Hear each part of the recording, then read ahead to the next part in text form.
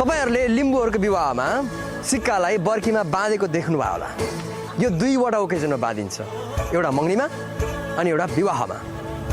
मगनीमा बाँधेको सिक्कालाई तेन्याङ भनिन्छ र विवाहमा बाँधेको सिक्कालाई युप्पारुङ भनिन्छ।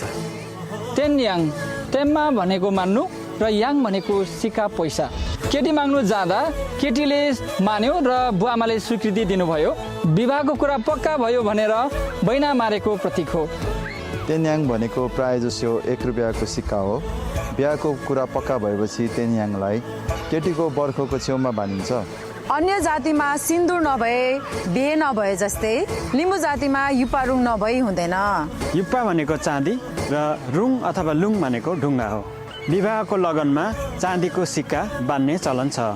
तेन्याङ जस्तै युप्पारुङ पनि छोरी मान्छेको बर्खोमा बाँधिन्छ, तर यसमा दुई जिउलाई एक जिउ बनाएको लगनको मुन्दुम हुन्छ। बिहेको विधि गरेर हिजो दुई जिउ थियो, आज एक भयो। यहाँ बस्ने भद्र भलात्मीले देखे, आकाशले देख्यो, धरतीले देख्यो, सम्पूर्ण माग सम्माङले देख्नुभयो भनेर दुवैजना बेहुला बेहुलीलाई फेदाङमाले सम्बोधन गर्नुहुन्छ। अनि बेहुलालाई सम्बोधन गर्दै फेदाङमाले सोध्नुहुन्छ, माया गर्नु, मिलेर बस्नु, परिवारको इज्जत थाम्नु, समाजको इज्जत थाम्नु मान्छ होइन भनेर सोधिन्छ। अनि बेहुलाले मान्छु भनेर बाचा गर्छ। अनि बेहुलीलाई पनि यही प्रश्न गरिन्छ, अनि बेहुलीले पनि मान्छु भनेर वचन दिन्छ। अनि बेहुला र बेहुली दुवैजनाले हुन्छ भनिसकेपछि फेदाङमाले थिक हुप निहुप सुमुप भन्नुहुन्छ।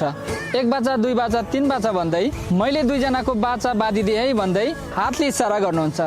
त्यसपछि बेहुलीलाई सम्बोधन गर्दै फेदाङमाले फेरि भन्नुहुन्छ, तिम्रो बुढाको इज्जतमा बस्दा बस्दै, इमान्दारितामा बस्दा बस्दै सौता लायो, दुःख दियो, खाना लाउन दिएन भने पञ्च भलाद्मी राखेर यो युप्पारुङ फिर्ता गरेर जानु, तिमीलाई कानुन लाग्दैन भन्दै बेहुलालाई युप्पारुङ बेहुलीको बर्खमा बाँधिदिनु भनेर भन्नुहुन्छ। त्यसैले युप्पारुङ भनेको दुई जिउलाई एक जिउ बनाइएको बाचाको प्रतीक हो। यसर्थ परम्परागत रूपले लिम्बू जातिमा स्त्री स्वतन्त्रता र अधिकार उच्च छ भनेर बिहा विधिले पनि प्रमाणित गर्दछ। लिम्बू जातिमा सिन्दुर लगाउने चलन छैन, तर कतै कतै अन्य जातिहरूको प्रभावमा परेर लिम्बूहरूले सिन्दुर लगाएको पनि पाइन्छ।